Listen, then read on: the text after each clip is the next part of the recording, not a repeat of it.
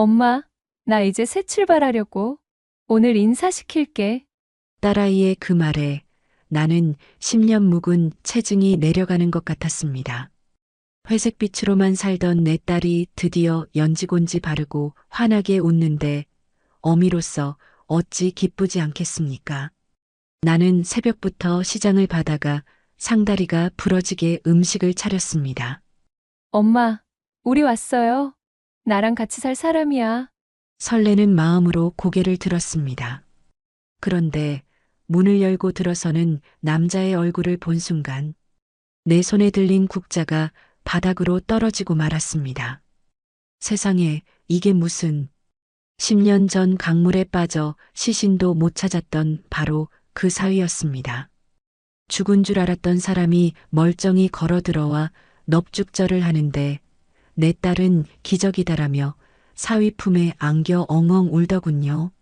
하지만 그때의 저는 정말 몰랐습니다. 살아 돌아온 그 사위와의 재회가 내 남은 인생을 송두리째 흔들어 놓을 거대한 서막의 시작이 될 줄은. 사연 시작 전에 무료로 할 수 있는 구독과 좋아요를 눌러주시면 제게 큰 힘이 됩니다. 그날 아침은 유난히도 햇살이 좋았습니다. 가게 문을 열기도 전부터 나는 콧노래를 흥얼거렸습니다. 10년입니다. 내 딸 지숙이가 청산과부가 되어 그 모진 세월을 홀로 견뎌온 시간이 말입니다. 남편 잡아먹은 년이라는 시댁의 모진 소리도 어린 핏덩이 아들 하나 건사하겠다고 식당 주방에서 손이 부르트도록 설거지를 해대던 그 지독한 가난도 이제는 다 끝났다고 생각했습니다. 어머니, 오늘따라 기분이 좋아 보이시네요? 무슨 좋은 일 있으세요? 단골 손님이 묻는 말에 나는 입이 귀에 걸려 대답했습니다. 좋고 말고. 우리 지숙이가 드디어 짝을 데려온다네. 오늘 저녁에 인사시킨다고 하길래 내가 새벽부터 장을 봐왔지. 손님들은 자기 일처럼 기뻐해 주었습니다. 이 동네 사람들은 다 압니다. 우리 지숙이가 얼마나 고생했는지, 그리고 그 착한 심성이 얼마나 비단결 같은지 말입니다. 나는 시장에서 가장 크고 실한 도미를 사고 제일 비싼 한우 갈비짝을 끊어왔습니다. 세 사람에게 대접할 첫 끼니인데 내 딸을 잘 부탁한다는 뇌물이라도 되는 양정성을 쏟고 싶었습니다. 오후 내내 부엌에서는 구수한 갈비 냄새가 진동했습니다. 지숙이는 방에서 화장을 하느라 나오지도 않았습니다. 문틈으로 살짝 들여다보니 거울 앞에서 이 옷 저 옷 떼보며 볼을 붉히는 모습이 꼭 18 처녀 같았습니다. 그 모습을 보는데 코끝이 찡했습니다. 그래, 이제 고생 끝이다. 지수가, 너도 이제 남편 그늘에서 다리 뻗고 살아라. 나는 속으로 몇 번이고 되뇌었습니다. 10년 전 사위란 놈이 빚더미만 남기고 죽어버렸을 때 내 딸이 흘린 눈물을 내가 다 받아냈습니다. 강물에 빠져 시신도 못 찾았다기에 구판을 버리고 강가에 나가 목 놓아 울던 그 처절했던 날들이 주마등처럼 스쳐 지나갔습니다. 저녁 6시가 되자 대문 밖에서 자동차 소리가 들렸습니다. 심장이 쿵쾅거렸습니다. 어떤 놈일까? 우리 지숙이 고생시킨 거 다 보상해 줄 만큼 듬직한 놈일까? 아니면 그저 마음만 착한 놈일까? 나는 앞치마를 벗어 던지고 거울을 보며 헝클어진 머리를 매만졌습니다. 엄마, 우리 왔어. 지숙이의 목소리가 평소보다 한 톤 높았습니다. 나는 부엌에서 나가며 환하게 웃음을 지었습니다. 현관문이 열리고 지숙이가 먼저 들어왔습니다. 그리고 그 뒤로 웬 남자가 구두를 벗고 있었습니다. 뒷모습만 봐도 제법 풍채가 좋았습니다. 어서 오시게. 누추한 곳이지만 내가 인사를 건네며 고개를 내밀었을 때였습니다. 구두를 벗고 몸을 돌린 남자가 나를 보며 씩 웃었습니다. 장모님, 그동안 안녕하셨습니까? 순간 내 귀를 의심했습니다. 장모님이라니? 초면에? 그리고 그 목소리. 꿈에서도 잊을 수 없었던 치가 떨리게 익숙한 그 목소리. 나는 눈을 비비고 다시 보았습니다. 검게 그을린 피부, 눈가에 생긴 잔주름, 그리고 왼쪽 뺨에 희미하게 남은 화상 자국. 달라진 것들이 많았지만 나는 단박에 알아볼 수 있었습니다. 김, 민, 철, 10년 전 죽었다던 내 사위. 자, 자네가 왜? 내 입술이 파르르 떨렸습니다. 손에 들고 있던 국자가 쨍그랑 소리를 내며 바닥에 떨어졌습니다. 뜨거운 국물이 발등에 튀었지만 뜨거움조차 느낄 수 없었습니다. 눈앞이 핑 돌고 다리에 힘이 풀려 주저앉을 뻔했습니다. 지숙이가 내 팔을 붙잡으며 울먹였습니다. 엄마, 놀랐지? 나도 처음에 보고 기절하는 줄 알았어. 민철 씨야. 죽은 게 아니었어. 살아서 돌아왔어, 엄마. 지숙이는 감격에 겨워 내 품에 안겼습니다. 하지만 나는 딸을 마주 안아줄 수가 없었습니다. 내 시선은 오로지 저 문 앞에 서 있는 사위놈에게 고정되어 있었습니다. 놈은 뻔뻔하게도 눈시울을 붉히는 신용을 하며 내 앞으로 다가왔습니다. 어머니, 불효자 용서해 주십시오. 제가 죽을 죄를 지었습니다. 놈이 내 앞에 넙죽 큰 절을 올렸습니다. 나는 뒷걸음질을 쳤습니다. 이건 꿈이다. 악몽이다. 죽은 놈이 어떻게 살아 돌아와? 귀신인가? 헛것인가? 절을 마친 놈이 고개를 들었습니다. 그 눈, 10년 전 내 딸 몰래 가게 문서를 훔쳐 달아날 때 보았던 그 비열한 눈빛이 지금은 참회라는 가면을 쓰고 나를 올려다보고 있었습니다. 어떻게 된 일이냐? 10년 동안 어디서 뭘 하다가 내 목소리는 쇳소리처럼 갈라져 나왔습니다. 놈은 기다렸다는 듯이 준비한 대사를 읊어댔습니다. 그날 사고가 나고 강물에 떠내려가다가 운 좋게 구조됐습니다. 그런데 머리를 다쳐서 기억을 잃었어요. 제가 누군지 가족이 있는지도 모른 채 어느 어촌 마을에서 김씨라고 불리며 살았습니다. 기억상실? 지나가던 개가 웃을 소리입니다.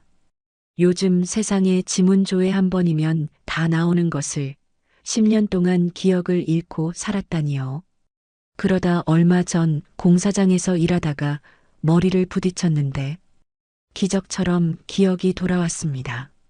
눈을 뜨자마자 지숙이랑 아들 생각뿐이라 한달음에 달려왔습니다. 놈은 눈물까지 글썽이며 내 손을 잡으려 했습니다. 나는 뱀에 물린 듯 화들짝 놀라 손을 뺐습니다. 그 손이 얼마나 차갑고 축축하던지 소름이 끼쳤습니다. 옆에 있던 지숙이가 놈의 팔짱을 끼며 거들었습니다. 엄마, 민철 씨 손 봐. 10년 동안 벤일하느라 손이 이렇게 거칠어졌어. 얼마나 고생했을까. 불쌍해 죽겠어. 딸은 놈의 거친 손을 어루만지며 눈물을 뚝뚝 흘렸습니다. 하지만 내 눈에는 놈의 손목에 채워진 시계가 먼저 들어왔습니다. 낡았지만 번쩍거리는 금장시계. 어촌에서 막노동하며 산 놈이 찰 물건이 아니었습니다. 그리고 놈에게서 풍기는 냄새. 뱃사람의 비린내가 아니라 싸구려 스킨 냄새와 쩔어있는 담배 냄새였습니다. 거짓말이다. 새빨간 거짓말이야. 내 속에서 누군가 소리쳤습니다. 하지만 입 밖으로 낼 수는 없었습니다. 지금 내 딸 지숙이는 10년 만에 남편을 되찾은 기쁨에 이성이라는 끈을 놓아버린 상태였으니까요. 일단 들어와라. 밥이나 먹자. 나는 억지로 몸을 돌려 부엌으로 들어갔습니다. 도마 위에 놓인 한우갈비가 눈에 들어왔습니다. 세 사람 주려고 산 고기인데 저 원수 같은 놈 입에 들어간다 생각하니 꼴도 보기 싫어졌습니다. 차라리 개를 주지. 밥상머리에서도 기막힌 풍경은 계속되었습니다. 지숙이는 생선살을 발라 놈의 밥그릇에 얹어주고 놈은 지숙이 솜씨 여전하네 하며 개걸스럽게 받아먹었습니다. 장모님, 저 없는 동안 고생 많으셨죠. 이제 제가 돌아왔으니 호강시켜 드릴게요. 그동안 못한 효도, 이자까지 쳐서 다 갚겠습니다. 놈이 숟가락을 내려놓으며 호언장담을 했습니다. 호강? 효도? 10년 전 놈이 진 빚을 갚느라 우리 모녀가 길거리에 나앉을 뻔했던 걸 생각하면 지금 당장 밥상을 엎어도 시원찮을 판이었습니다. 하지만 놈은 그런 과거 따위는 아예 없었던 일인 양 뻔뻔하게 굴었습니다. 그래, 살아 돌아온 것만으로도 다행이지. 그런데 빚쟁이들은 다 해결된 거냐? 내가 뼈 있는 한마디를 던졌습니다. 순간 놈의 숟가락질이 멈칫했습니다. 아주 찰나였지만 놈의 눈동자가 흔들리는 걸 나는 놓치지 않았습니다. 아, 네. 제가 어촌에서 죽어라 일해서 모은 돈으로 대충 급한 불은 껐습니다. 나머지는 이제부터 열심히 벌어서 갚아야죠. 대충? 급한 불?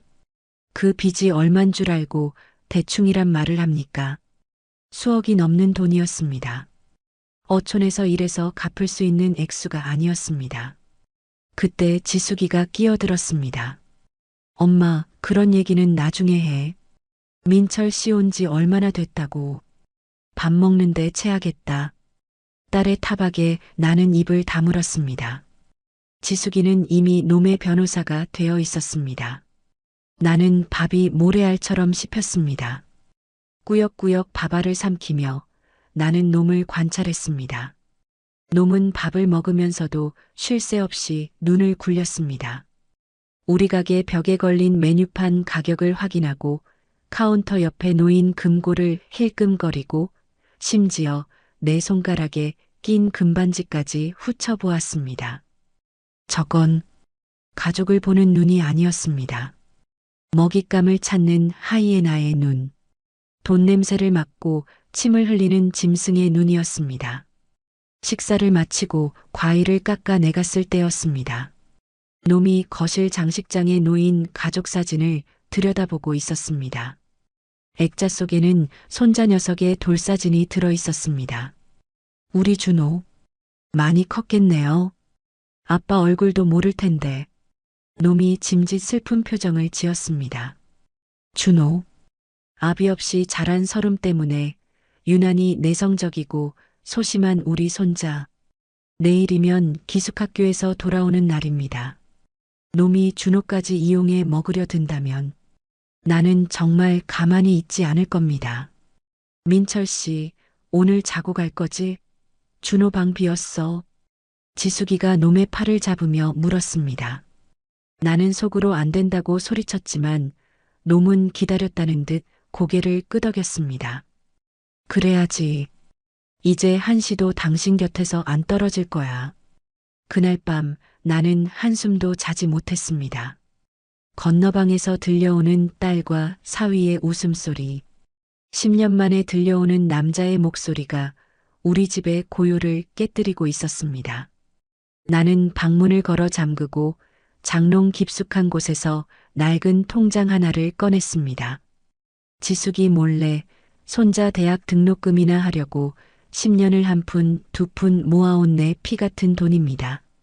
오늘 저놈이 돌아온 걸 보니 이 돈부터 지켜야겠다는 생각이 본능적으로 들었습니다. 놈은 빈손으로 돌아오지 않았을 겁니다. 분명 무언가 꿍꿍이가 있을 겁니다. 10년이나 숨어 살던 놈이 하필이면 우리가 빚 다 갚고 건물 하나 샀다는 소문이 돌 때쯤 나타난 게 우연일 리가 없습니다. 나는 베개 밑에 통장을 숨기며 중얼거렸습니다. 김서방, 내 놈이 기억상실이라 했냐? 그래, 넌 기억을 잃었을지 몰라도 나는 똑똑히 기억한다. 내 놈이 우리 딸 눈에서 피눈물 뽑아내고 도망쳤던 그날을. 내 놈이 훔쳐간 내 폐물함을. 내 놈 때문에 빚쟁이들한테 멱살 잡혀 끌려다녔던 그 지옥 같은 시간을. 창밖에는 비가 내리기 시작했습니다. 10년 전 놈의 장례식 날에도 저렇게 비가 왔었지요. 그때 나는 딸을 부둥켜 안고 차라리 잘 죽었다. 악연은 여기서 끝내자라고 속으로 빌었습니다. 그런데 그 악연이 죽지도 않고 다시 살아 돌아왔습니다. 방문 밖에서 인기척이 느껴졌습니다. 나는 숨을 죽였습니다. 사그락 사그락. 마루를 걷는 발소리. 화장실 가는 소리가 아니었습니다. 발소리는 안방 문 앞에서 멈췄습니다. 그리고 문고리가 아주 천천히 조심스럽게 돌아가는 소리가 들렸습니다. 철컥. 문은 잠겨 있었습니다. 잠시 후 발소리는 멀어졌습니다. 내 등줄기에는 식은땀이 흘렀습니다. 놈이었습니다. 첫날 밤부터 장모방을 기웃거리는 놈. 내 예감이 틀리지 않았습니다. 놈은 가족을 찾으러 온 게 아니라 사냥을 하러 온 겁니다. 나는 어둠 속에서 놈이 사라진 문틈을 노려보며 주먹을 꽉 쥐었습니다. 그래, 어디 한번 해보자. 10년 전에 힘없는 장모가 아니다. 내 딸, 내 손자, 그리고 내 집. 터럭 하나라도 건드렸다간 그땐 정말 내 놈 재산날을 다시 받아주마. 빗소리는 점점 거세졌고 나의 긴 밤은 그렇게 시작되었습니다. 새벽 알람이 울기도 전 나는 눈이 번쩍 뜨였습니다. 아니, 사실 밤새 한숨도 자지 못했습니다. 얇은 방문 하나를 사이에 두고 건너방에 누워있을 그놈. 죽었다 살아온 내 사위, 민철이라는 작자가 신경 쓰여서 말입니다. 새벽 5시, 나는 살금살금 마루로 나갔습니다. 놈이 벗어놓은 구두가 현관에 떡하니 놓여 있더군요. 흙먼지가 잔뜩 묻은 낡은 구두였지만 굽은 거의 닳지 않았습니다. 10년 동안 막노동을 했다는 놈의 말이 거짓이라는 첫 번째 증거였습니다. 나는 부엌으로 들어가 쌀을 씻었습니다. 차악 쏟아지는 물소리에 내 속의 화도같이 씻겨 내려갔으면 좋으련만. 쌀을 박박 문지르며 다짐했습니다. 오늘부터 두 눈 부릅뜨고 지켜보리라. 내 놈이 10년 동안 감추고 있던 그 시꺼먼 속내를 내가 낱낱이 까발려주리라. 아침 7시가 되자 건너방 문이 열렸습니다. 지숙이가 부스스한 얼굴로 나오는데 그 뒤로 민철이가 하품을 쩍하며 따라 나왔습니다. 장모님, 안녕히 주무셨습니까? 아침 냄새가 구수하네요. 놈은 내 속도 모르고 너스레를 떨었습니다. 나는 대꾸도 없이 국을 펐습니다. 그런데 놈이 식탁에 앉자마자 하는 짓이 가관이었습니다. 신문을 펴드는 척하면서 곁눈질로 내 꽁무니를 쫓는 게 아니겠습니까? 정확히는 내 허리춤에 매달린 전대를 노리고 있었습니다. 식당 장사하는 사람들이 현금을 넣어두는 그 전대 말입니다. 자네 뭐 필요한 거 있나? 내가 휙 뒤를 돌아보자 놈은 화들짝 놀라며 신문으로 얼굴을 가렸습니다. 아, 아닙니다. 그냥 장모님 고생하시는 거 보니 마음이 짠해서요. 제가 빨리 성공해서 호강시켜드려야 하는데. 말은 청산유수였습니다. 아침 식탁에서도 놈의 허세는 계속되었습니다. 지수가 이 가게 좀 좁지 않아? 내가 봐둔 자리가 있는데 거기로 옮기면 매출이 2배는 뛸 거야. 내가 아는 형님이 건물주라 싸게 들어갈 수 있거든. 정말 우리 가게 옮길 수 있는 거야? 지숙이는 숟가락을 멈추고 눈을 반짝였습니다. 기가 막혀서 말이 안 나왔습니다. 어제 온 놈이 오자마자 가게 옮길 궁리부터 하다니요. 그것도 아는 형님을 들먹이면서 전형적인 사기꾼들의 레퍼토리였습니다. 밥이나 먹게. 김칫국부터 마시지 말고. 내가 딱 잘라 말하자 놈은 입맛을 다시며 꼬리를 내렸습니다. 하지만 나는 보았습니다. 식탁 밑에서 주먹을 꽉 쥐는 놈의 손을. 내 말이 거슬린다는 뜻이겠지요. 식사가 끝나고 지숙이가 출근 준비를 하는 사이 민철이가 욕실로 들어갔습니다. 어머니, 저 씻고 올게요. 옷 좀 갈아입어야 하는데. 놈이 벗어놓은 바지가 거실 한 구석에 덩그러니 놓여 있었습니다. 지숙이는 방에서 화장하느라 정신이 없고 욕실에서는 물소리가 들리기 시작했습니다. 지금이다. 나는 본능적으로 놈의 바지를 집어들었습니다. 빨래를 핑계 삼아 주머니를 뒤질 심산이었습니다. 묵직했습니다. 뒷주머니에 꼬깃꼬깃한 지폐 몇 장과 라이터, 그리고 담뱃갑이 들어있더군요. 10년 전엔 담배를 안 피웠던 놈인데, 그리고 앞주머니 깊숙한 곳에서 꼬깃꼬깃 접힌 종이 뭉치가 나왔습니다. 나는 떨리는 손으로 종이를 펴보았습니다. 영수증이었습니다. 그런데 편의점이나 식당 영수증이 아니었습니다. 숫자들이 어지럽게 찍혀 있고 상단에는 붉은색으로 과천이라는 글자가 찍혀 있었습니다. 과천, 경마장? 10년 전 남편이 살아있을 때 귀에 딱지가 않도록 들었던 말이 떠올랐습니다. 여보, 김서방 그놈 눈빛이 이상해. 도박하는 놈들 눈깔이야. 그때는 설마 했습니다. 명문대 나오고 번듯한 회사 다니던 사위가 도박이라니. 하지만 남편의 말은 틀린 적이 없었습니다. 날짜를 확인했습니다. 2025년 10월 10일. 바로 엊그제였습니다. 기억이 돌아와서 한달음에 달려왔다던 놈이 오기 직전까지 경마장에 있었다는 증거였습니다. 그것도 베팅 금액이 자그마치 500만 원. 손이 부들부들 떨렸습니다. 이놈은 가족이 그리워서 온 게 아닙니다. 도박 자금이 떨어져서 돈줄을 찾으러 온 겁니다. 그리고 그 돈줄은 바로 내 딸 지숙이와 평생을 바쳐 일군 이 가게겠지요. 나는 황급히 영수증을 내 주머니에 쑤셔 넣었습니다. 욕실 문이 벌컥 열리고 민철이가 수건으로 머리를 털며 나왔습니다.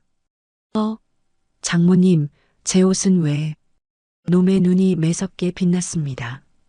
나는 애써 태연하게 빨래 바구니에 바지를 던져 넣었습니다. 빨래하려고 그랬네. 냄새가 나서 원. 아, 감사합니다. 제가 할 텐데. 놈은 안도하는 듯 했지만 시선은 내 주머니 쪽을 힐끔거렸습니다. 뱀 같은 놈. 눈치 하나는 백단입니다. 나는 놈의 시선을 피해 부엌으로 도망치듯 들어갔습니다. 오후가 되자 가게 문을 열기도 전에 반가운 손님이 왔습니다. 기숙학교에 갔던 우리 손자 준호였습니다. 할머니, 12살 준호가 책가방을 메고 뛰어들어왔습니다. 내 새끼, 일주일 만에 보니 더 의젓해진 것 같아 나는 버선발로 뛰어나가 안아주었습니다. 우리 강아지, 밥은 잘 먹었어? 학교 생활은 할만해? 응, 좋아. 근데 엄마는? 엄마는 시장 갔다. 그보다 준호야. 놀라지 마라. 아주 기쁜 소식이 있어. 나는 준호의 손을 잡고 방으로 이끌었습니다. 방 안에는 민철이가 낮잠을 자고 있었습니다. 팔자 좋게 코까지 골면서 말입니다. 저기, 아빠다. 아빠. 준호의 눈이 휘둥그레졌습니다. 태어나서 사진으로만 봤지 얼굴 한번 본 적 없는 아빠. 내가 조심스럽게 민철이를 깨웠습니다. 김서방, 일어나게. 준호 왔네. 민철이가 부스스 눈을 떴습니다. 그리고 준호를 보더니 벌떡 일어나 양팔을 벌렸습니다. 준호야. 아이고, 내 아들. 아빠야, 아빠가 왔어. 놈은 감격스러운 표정으로 준호를 끌어안으려 했습니다. 그런데 그때였습니다. 준호가 으앙 하고 비명을 지르며 내 뒤로 숨는 것이 아니겠습니까? 싫어. 저리 가. 무서워.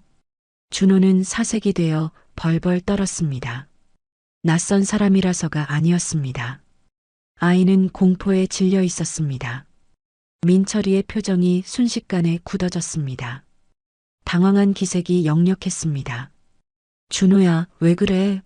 아빠야. 내가 보고 싶어 하던 아빠라고. 아냐. 아빠 아냐. 냄새나. 무서운 냄새나. 준호는 내 치맛자락을 붙잡고 울음을 터뜨렸습니다. 아이들은 어른보다 영이 맑다고들 하지요. 준호는 본능적으로 느낀 겁니다. 저 남자가 아빠라는 탈을 쓴 괴물이라는 것을. 민철이는 짐짓 서운한 표정을 지으며 머리를 극적였습니다. 어머니, 애가 저를 낯설어 하나 보네요. 하긴 10년 만이니.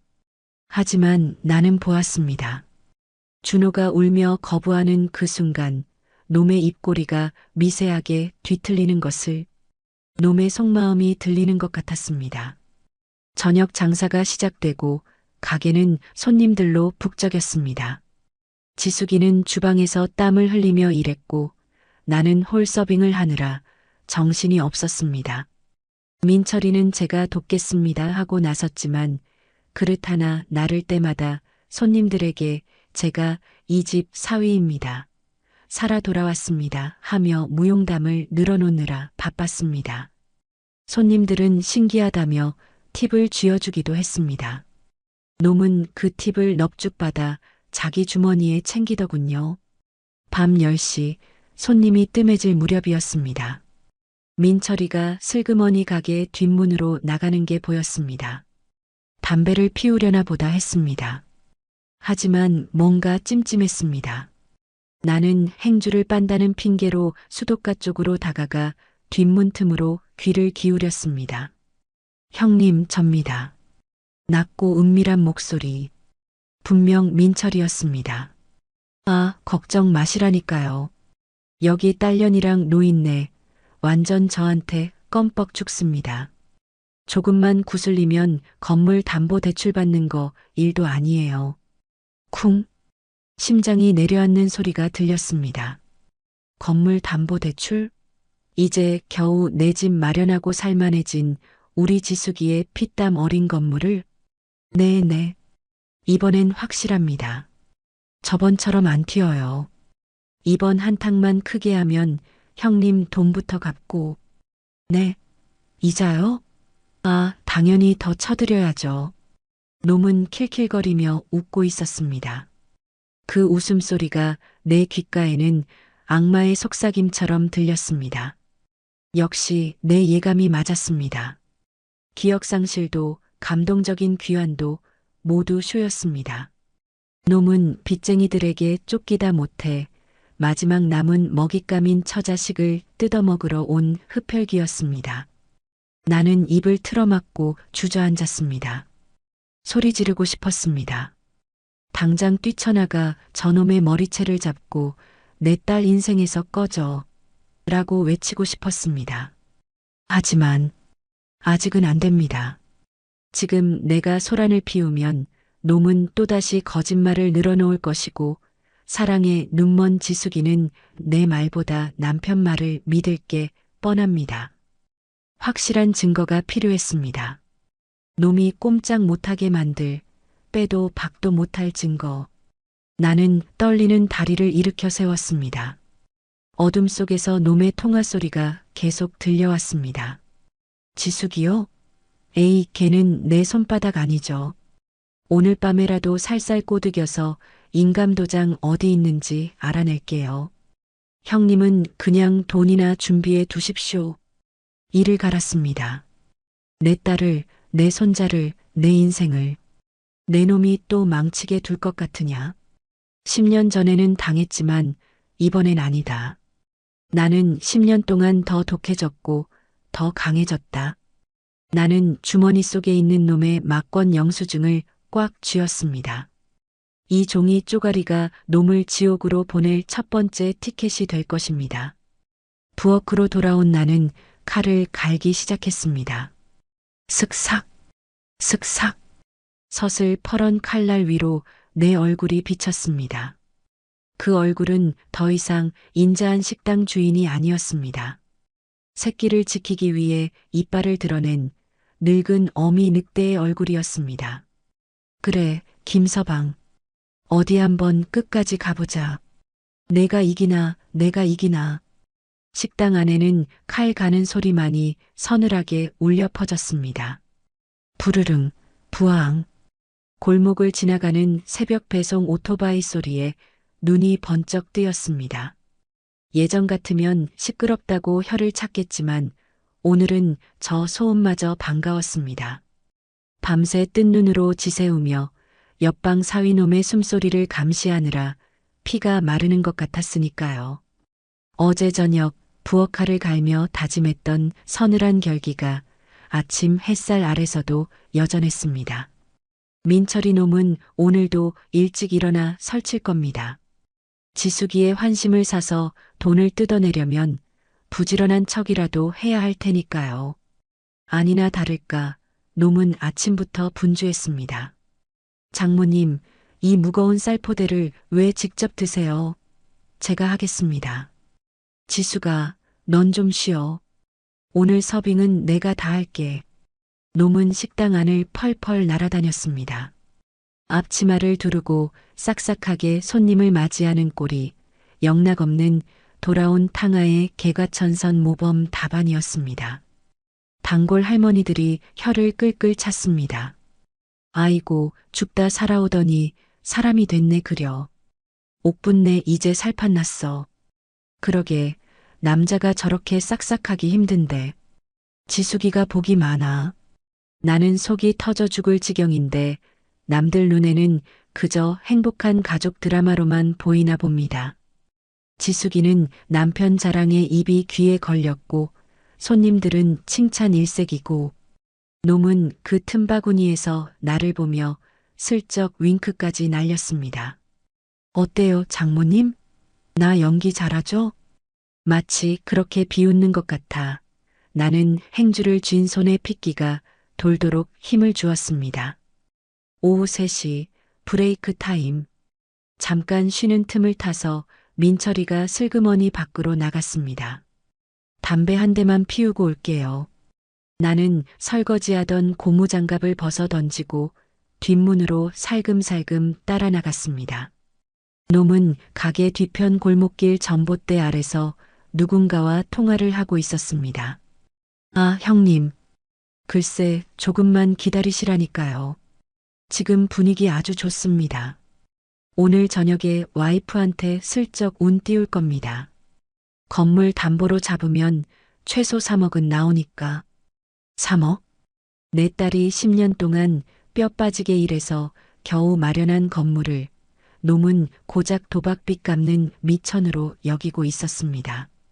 심장이 쿵쿵 뛰었지만 나는 숨을 죽였습니다. 지금 들키면 안 됩니다. 놈의 꼬리를 확실하게 잡아야 하니까요.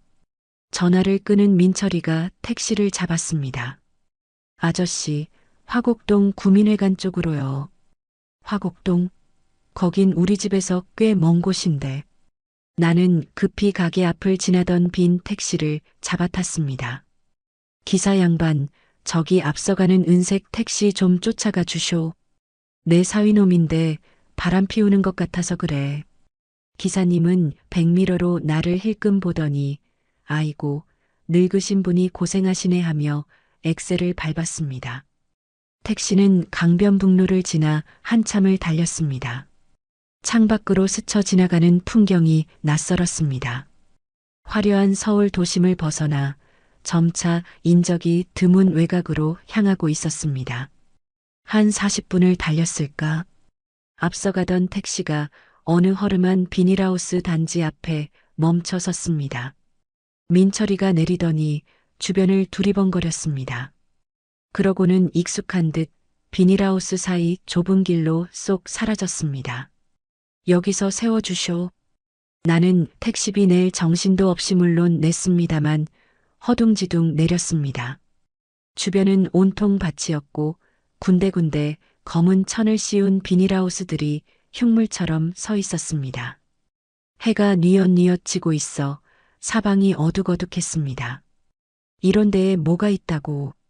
나는 풀숲에 몸을 숨기고 민철이가 사라진 방향으로 조심조심 걸음을 옮겼습니다. 흙길을 밟는 내 발자국 소리가 천둥처럼 크게 들리는 것 같아 숨도 제대로 쉴 수 없었습니다. 가장 안쪽에 있는 대형 비닐하우스. 겉보기엔 평범한 화훼 농원 같았지만 가까이 가보니 웅웅거리는 소음이 들려왔습니다. 환풍기 돌아가는 소리, 그리고 희미하게 들리는 사람들의 고함. 빠따, 빠따야. 아이고, 이번 판도 죽었네. 도박장이었습니다. 소문으로만 듣던 하우스. 산속이나 비닐하우스에 몰래 차려놓고 억대 도박을 벌인다는 그곳 말입니다. 민철이는 저 안으로 들어간 게 분명했습니다. 입구에는 험상궂게 생긴 덩치 둘이 지키고 서 있었습니다. 나는 더 이상 들어갈 수가 없어 비닐하우스 옆구리 쪽으로 돌아갔습니다. 검은 차광막이 쳐져 있었지만 군데군데 찢어진 틈이 보였습니다. 나는 찢어진 틈으로 눈을 갖다 댔습니다. 숨이 턱 막혔습니다. 뿌연 담배 연기 속 수십 명의 사람들이 테이블에 둘러앉아 있었습니다. 눈들이 하나같이 시뻘겋더군요. 그리고 그 한가운데 내 사위 민철이가 있었습니다. 방금 전까지 식당에서 앞치마 두르고 장모님 하던 그 싹싹한 놈은 온데간데 없었습니다. 재킷을 벗어 던지고 와이셔츠 소매를 걷어붙인 놈은 악기 같은 표정으로 패를 쪼고 있었습니다. 자, 이번엔 무조건 구다. 싹 다 걸어. 놈이 칩을 산더미처럼 밀어 넣었습니다. 그 칩 하나하나가 내 딸의 피고름이고 내 손자의 눈물이라는 걸 놈은 알까요? 잠시 후 딜러가 패를 뒤집자 민철이가 괴성을 질렀습니다. 아, 시발. 이게 왜 끝이야? 놈은 테이블을 주먹으로 내리치며 길길이 날뛰었습니다. 옆에 있던 남자가 놈의 어깨를 쳤습니다. 어이, 김 사장. 돈 떨어졌으면 그만 일어나시지? 저번에 빌려간 것도 아직 안 갚았잖아. 아, 형님. 조금만 기다려보쇼. 내가 이번에 처갓집 들어가서 작업 중이라니까요. 며칠만 있으면 건물 담보대출 나옵니다. 그때 이자까지 쳐서 한 방에 갚을게. 놈은 비굴하게 웃으며 손을 비볐습니다. 그 모습을 보는 내 속에서 뜨거운 것이 치밀어 올랐습니다. 분노? 아니요. 그건 차라리 살이에 가까웠습니다.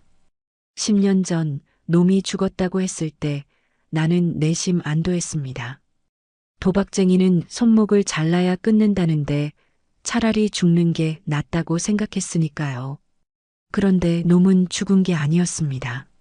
10년 동안 어딘가에 숨어서 또 다른 사람들의 등골을 빼먹으며 도박판을 전전했을 겁니다. 그러다 돈이 떨어지니 가장 만만한 먹잇감인 우리 모녀에게 돌아온 겁니다. 기억상실? 가족에 대한 그리움? 웃기지 마라. 놈의 지난 10년은 도피가 아니라 그저 탕진의 시간이었습니다. 그리고 이제 놈은 내 딸의 미래까지 탕진하려 하고 있습니다. 나는 핸드폰을 꺼내 들었습니다. 손이 덜덜 떨려서 초점을 맞추기가 힘들었지만 찢어진 틈새로 놈의 얼굴이 나오게 동영상 버튼을 눌렀습니다. 김, 민, 철, 내 놈이 파놓은 무덤, 내가 아주 깊게, 더 깊게 파주마. 그때였습니다. 뒤에서 바스락, 낙엽 밟는 소리가 들렸습니다. 누구야? 걸걸한 목소리. 입구를 지키던 덩치 중 하나가 순찰을 돌러 나온 모양이었습니다. 심장이 멎는 줄 알았습니다. 여기서 들키면 끝장입니다. 늙은 노인네 하나 쥐도 새도 모르게 파묻는 건 일도 아닐 테니까요. 나는 숨을 흡 들이마시고 바닥에 납작 엎드렸습니다. 진흙탕 물이 옷으로 스며들었지만 차가운 줄도 몰랐습니다. 손전등 불빛이 내 머리 위를 휙 스치고 지나갔습니다. 에이, 고양이 새끼인가 보네. 덩치가 침을 뱉고 멀어져 갔습니다. 나는 그제야 참았던 숨을 몰아쉬었습니다. 다리가 후들거려 일어설 수가 없었습니다. 하지만 두려움보다 더 큰 감정이 나를 일으켜 세웠습니다. 도끼. 그래요, 도끼였습니다. 어둠 속에서 비닐하우스를 노려보며 나는 다짐했습니다. 경찰에 신고? 아니요, 그걸로는 부족합니다. 놈은 또 빠져나갈 구멍을 만들 겁니다. 심증만 있고 물증이 없으면 놈은 친구 따라 구경 왔다고 오리발을 내밀 테니까요. 현장에서 빼도 박도 못하게 놈의 숨통을 끊어놓을 확실한 덫이 필요했습니다. 나는 진흙 묻은 옷을 털지도 않은 채 비틀거리는 걸음으로 큰 길로 나왔습니다. 저 멀리서 마을버스가 오고 있었습니다. 버스 유리창에 비친 내 얼굴은 귀신처럼 헝클어져 있었지만 눈빛만은 형형하게 살아 있었습니다. 집으로 돌아오는 길, 버스 안에서 나는 핸드폰을 꽉 쥐었습니다. 놈이 떠들던 3억짜리 건물. 그래, 놈은 돈을 원합니다. 그렇다면 내가 그 돈을 미끼로 던져주겠습니다. 탐욕에 눈이 먼 물고기는 낚싯바늘이 목구멍을 뚫고 들어오는 줄도 모르고 미끼를 무는 법이니까요. 기다려라, 김서방. 내가 좋아하는 도박, 내가 판을 제대로 깔아주마. 대신 이번 판도는 내 놈 인생이다. 차창 밖으로 보이는 서울의 야경이 오늘따라 유난히 붉게 타오르는 것 같았습니다. 내 속에서 타오르는 복수의 불길처럼 말입니다. 그날 밤 나는 도둑고양이처럼 살금살금 집으로 돌아왔습니다.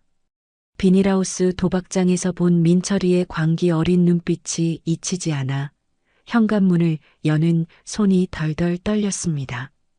아무 일 없었던 척해라. 옥분아, 지금은 때가 아니다. 나는 속으로 몇 번이고 최면을 걸며 안방으로 들어갔습니다. 다행히 민철이는 아직 돌아오지 않은 모양이었습니다. 지숙이는 안방에서 가계부를 정리하고 있었습니다. 엄마, 어디 갔다 와? 늦었네. 응. 속이 답답해서 동네 한 바퀴 돌았다. 김서방은? 아까 친구 만난다고 나갔는데 아직 안 들어오네. 사업 구상하느라 바쁜가 봐. 사업 구상? 그 말이 내 가슴을 쇠망치로 때리는 것 같았습니다. 지수가 내 남편이 말하는 사업 구상이란 게 도박판에서 칩 던지며 섰다 판 벌리는 거란다. 차마 그 말을 입 밖으로 낼 수 없어. 나는 그저 쓴침만 삼켰습니다. 새벽 2시가 넘어서야 현관문 도어락 소리가 들렸습니다. 띠리릭, 삑. 술 냄새와 담배 냄새를 잔뜩 풍기며 들어온 민철이는 비틀거리는 걸음으로 안방문을 벌컥 열었습니다. 지수가 나왔다? 어우, 술을 왜 이렇게 많이 마셨어? 씻고 자. 지숙이가 코를 막으며 타박했지만 민철이는 희죽거리지도 않고 대뜸 지숙이 앞에 털썩 주저앉았습니다. 그리고 양복 안주머니에서 꼬깃꼬깃한 종이 한 장을 꺼내 탁자 위에 내려놓았습니다. 지수가 이거 봐라. 이게 뭔지 아냐? 이게 뭔데? 강남에 짓는다는 주상복합 상가 분양권이야. 내 친구가 건설사 이사잖아. 이거 딱 한 채 남은 거 내가 넣어주려고 찜해놨다. 방 문틈으로 엿듣던 나는 기가 찼습니다. 강남 주상복합? 지나가던 개가 웃을 소리입니다. 저종이 쪼가리 보나 마나 어디 인쇄소에서 가짜로 찍어낸 찌라시일 게 뻔했습니다. 이거 비싼 거 아니야? 우리가 돈이 어딨어? 지숙이가 눈을 동그랗게 뜨고 물었습니다. 그러니까 내가 말했잖아. 지금 있는 가게 건물, 그거 담보로 대출받아서 이거 사자고. 이거 사두면 1년 안에 2배, 아니 3배는 뛰어. 그럼 우리 준호 유학도 보내고 장모님 호강도 시켜드리고. 응? 민철이 놈은 지숙이의 손을 덥석 잡으며 침을 튀겼습니다. 지수가 나 못 믿어? 나 10년 동안 죽어라 고생만 했어. 이제 너랑 준호 호강시켜 주려고 하늘이 준 기회란 말이야. 이번만 내 말 들어줘. 제발.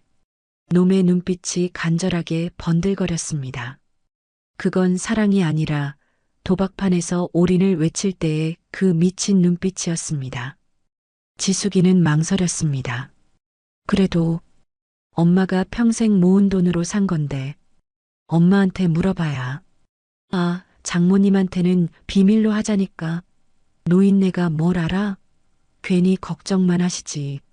일단 우리가 저지르고 나서 나중에 돈방석 앉게 해드리면 좋아하실 거야. 노인네가 뭘 알아? 내 속에서 천불이 일었습니다.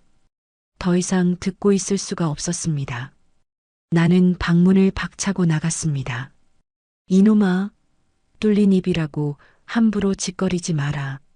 민철이가 화들짝 놀라 뒤를 돌아보았습니다. 자, 장모님? 안 주무셨어요? 잠이 오겠냐? 내 놈이 내 딸 꼬드겨서 사기칠 궁리만 하는데. 나는 탁자 위에 놓인 종이 쪼가리를 집어들어 놈의 얼굴에 던졌습니다. 강남 아파트? 웃기지 마라. 너 이거 가지고 도박빚 갚으려는 거 내 모를 줄 아냐? 순간 민철이의 얼굴이 싸늘하게 굳어졌습니다. 방금 전까지 비굴하게 웃던 그 얼굴은 온데간데 없고 10년 전 도망칠 때 보았던 그 살기 어린 표정이 드러났습니다. 장모님, 말씀이 좀 심하시네요. 사기라뇨. 제가 누굴 속인다고. 내가 다 봤다. 내 놈이 오늘 오후에 비닐하우스 도박장 기어 들어가는 거 내 두 눈으로 똑똑히 봤어. 내 고함에 지숙이가 사색이 되었습니다. 엄마, 그게 무슨 소리야? 도박장이라니? 지수가 속지 마라. 이놈 어제도 오늘도 도박장에서 살다 온 놈이야. 10년 동안 숨어 살았다는 것도 다 거짓말이고 빚 때문에 도망쳤다가 돈 떨어지니까 너한테 온 거라고. 지숙이는 믿을 수 없다는 표정으로 민철이를 쳐다보았습니다. 여보, 사실이야? 엄마 말이 사실이야? 민철이는 잠시 당황하는 듯 하더니 이내 뻔뻔하게 고개를 쳐들었습니다. 하, 참나. 장모님, 노망 나셨어요? 제가 어딜 갔다고요? 저는 친구 만나서 사업 얘기하고 왔습니다.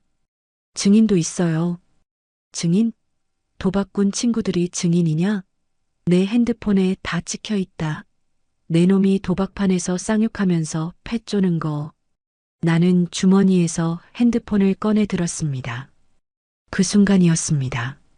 민철이가 짐승처럼 달려들어 내 손목을 낚아챘습니다. 아! 내 비명과 함께 핸드폰이 바닥으로 내동댕이 쳐졌습니다. 와장창, 액정이 박살나는 소리가 거실을 울렸습니다. 엄마, 지숙이가 비명을 지르며 달려왔지만 민철이는 이미 이성을 잃은 상태였습니다. 놈은 내 멱살을 잡고 흔들었습니다. 이 늙은 여우 같은 년이 어디서 뒷조사를 해? 죽고 싶어 환장했어? 놈의 입에서 술 냄새와 함께 썩은 내가 진동했습니다. 눈은 시뻘겋게 충혈되어 있었고 주먹은 금방이라도 내 얼굴을 내리칠 듯 들려 있었습니다. 공포. 그건 정말이지 뼛속까지 시리게 하는 공포였습니다. 10년 전엔 그저 말뿐이었던 놈이 이제는 진짜 폭력을 휘두르는 괴물이 되어 돌아온 겁니다. 여보, 미쳤어? 이거 나, 우리 엄마야. 지숙이가 민철이의 팔에 매달려 울부짖었습니다. 그제야 놈은 정신이 좀 드는지 나를 거칠게 밀쳐내고 뒤로 물러섰습니다. 나는 바닥에 나뒹굴며 헐떡였습니다. 민철이는 흐트러진 옷매무새를 다듬으며 싸늘하게 내뱉었습니다. 지수가 잘 들어. 나 이제 더 이상 물러설 곳 없어. 내가 나 안 도와주면 나 무슨 짓 할지 몰라. 준호 알지?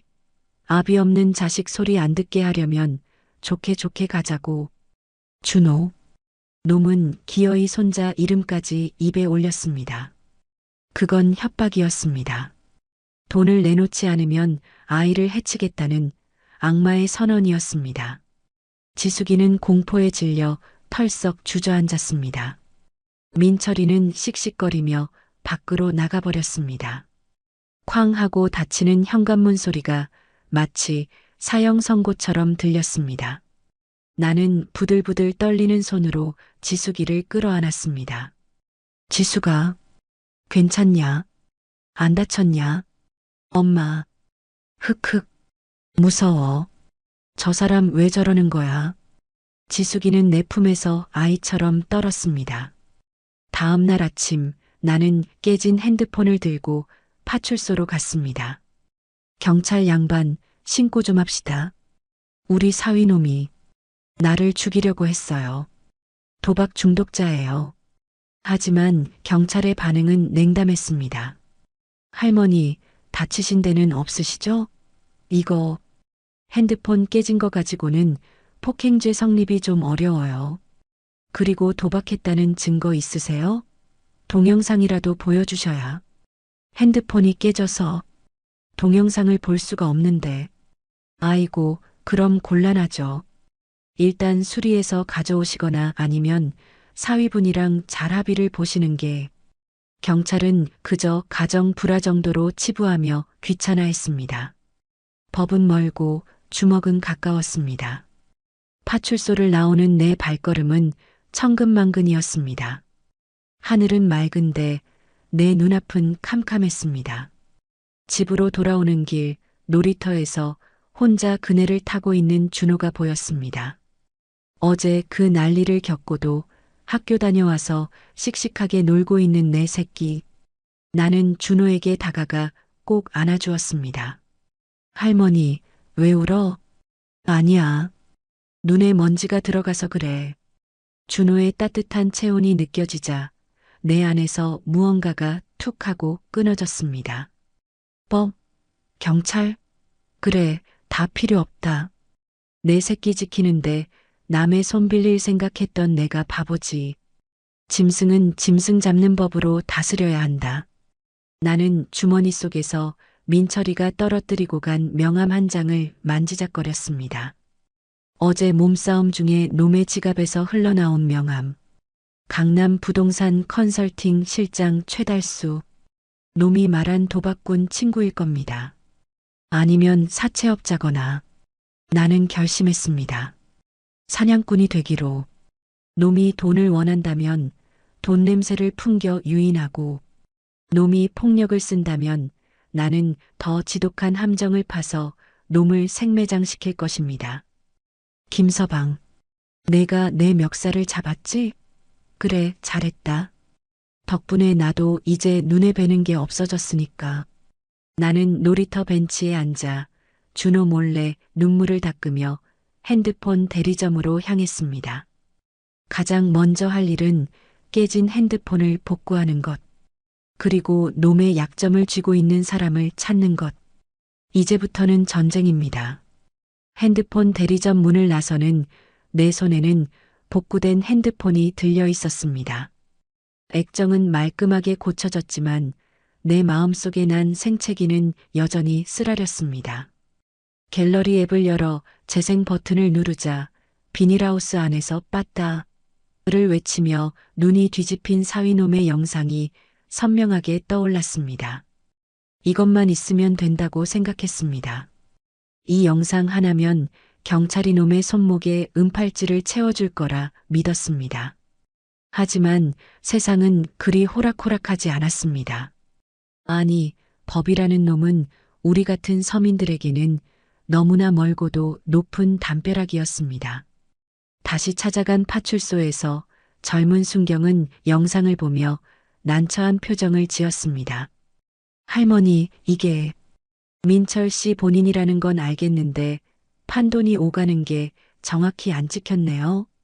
그리고 이 영상만으로는 상습 도박인지 아니면 그냥 한번 놀러 간 건지 입증하기가 아니, 놈이 내 멱살을 잡고 죽이네 살리네 했는데도요? 도박빚 때문에 사람 칠놈이라니까요. 내가 목에 핏대를 세워가며 호소했지만 돌아온 건 맥 빠지는 대답뿐이었습니다. 가정폭력은 현행범이 아니면 일단 접근 금지 신청은 해드릴 수 있는데 그것도 심사가 걸려요. 일단 귀가하시고 또 위협하면 그때 바로 112 누르세요. 또 위협하면 그때는 이미 내가 놈의 주먹에 맞아 골로 간 뒤일지도 모르는데 말입니다. 파출소를 나서는데 다리에 힘이 풀려 주저앉을 뻔했습니다. 하늘은 무심하게도 맑았고 지나가는 사람들은 평화로워 보였습니다.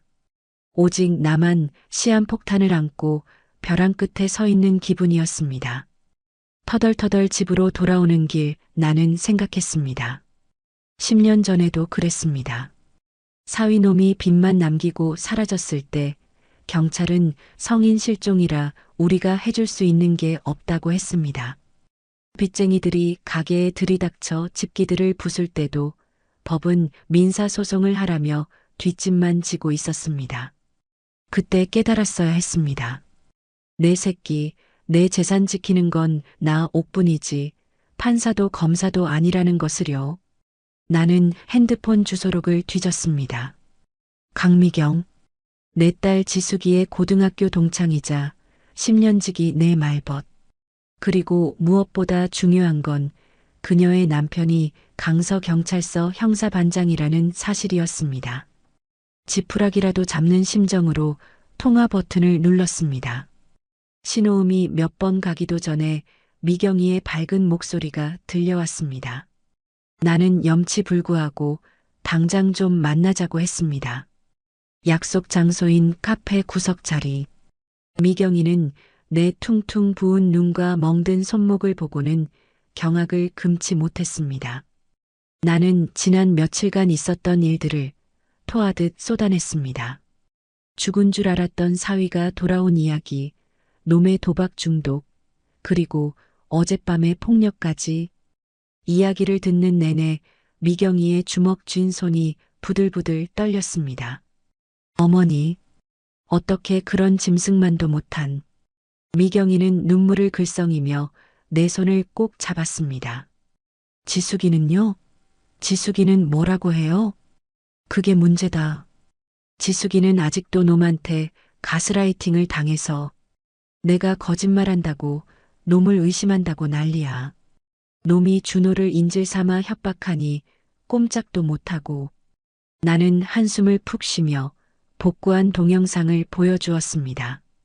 경찰에선 이걸로 안 된단다. 현행범 아니면 못 잡는단다. 미경아, 나 어떡하냐? 놈이 오늘 내일하며 내 딸 건물 뺏으려 드는데 내가 힘없는 늙은이라 막을 방법이 없다. 내 한탄에 미경이는 잠시 무언가 생각하는 듯 하더니 핸드폰을 꺼내 어딘가로 전화를 걸었습니다. 여보, 나야. 지금 당장 통화 괜찮아? 응, 아주 중요한 일이야.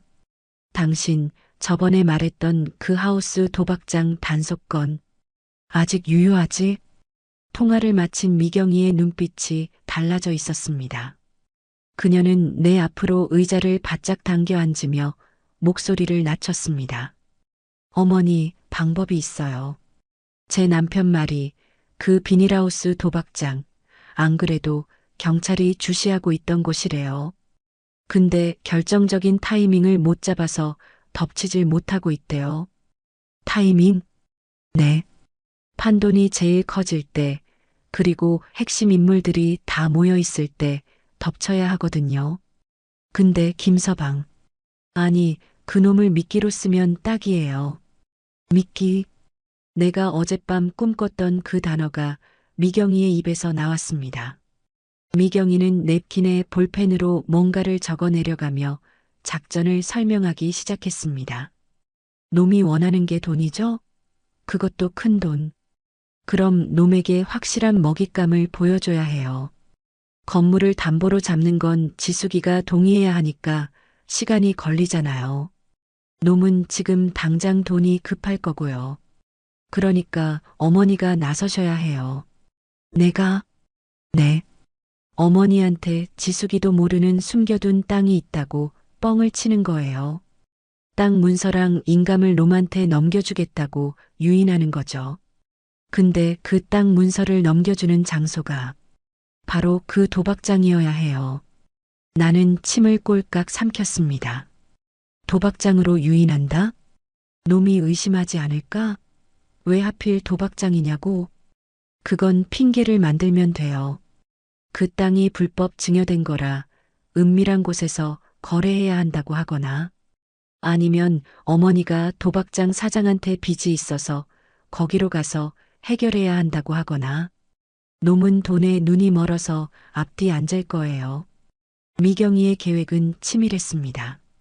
내가 놈에게 가짜 땅 문서를 미끼로 던진다. 놈을 도박장으로 유인한다.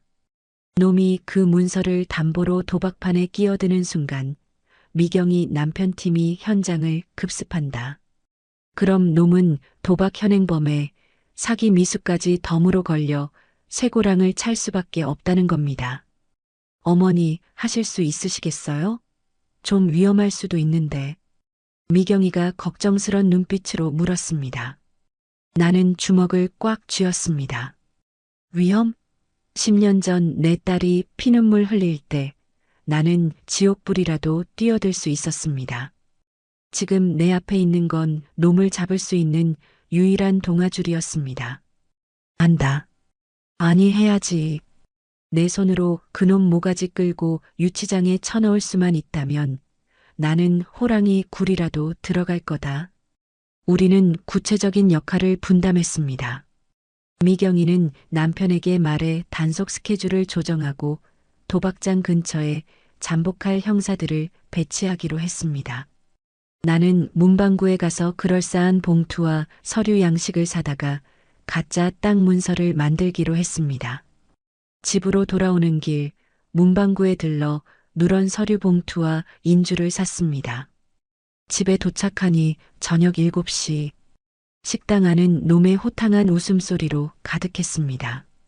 하하, 어서 오십시오. 오늘 물 좋습니다. 놈은 여전히 착한 사위 코스프레를 하며 손님들을 맞고 있었습니다. 나를 보더니 장모님 오셨어요? 어디 편찮으세요?